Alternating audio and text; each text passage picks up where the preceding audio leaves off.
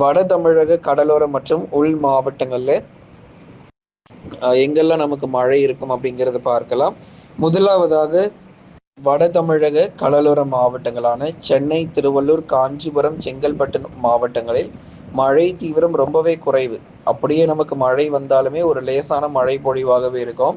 அதனால சென்னையிலிருந்து கடலூர் வரை இருக்கக்கூடிய மாவட்டங்கள், கடலூர், விழுப்புரம், புதுச்சேரி மற்றும் காரைக்கால் போன்ற எல்லா இடங்களுமே நமக்கு மழை வாய்ப்பு அப்படிங்கிறது ரொம்பவே குறைவாக இருக்கு. அப்படியே நமக்கு வரும் நாட்கள் மழை கிடைத்தாலுமே கூட அந்த லேசான சாரல் மழை மற்றும் மிதமான மழையா தான் கடலோரம் மற்றும் கடலொட்டிய பகுதிகளில் பதிவாகுமே தவிர ரொம்ப அதிதீவிர மழை இருக்காது. ஏன்னா இந்த மாத இறுதியில ஒரு வலுவான நிகழ்வு பொறுத்த வரைக்கும் தமிழகத்தை நோக்கி நகருகிறது. அதனால நமக்கு ஏதாவது மிகப்பெரிய ஒரு மழை இருக்குமா அப்படிங்கிறத கண்டிப்பா நம்ம பார்க்கலாம்.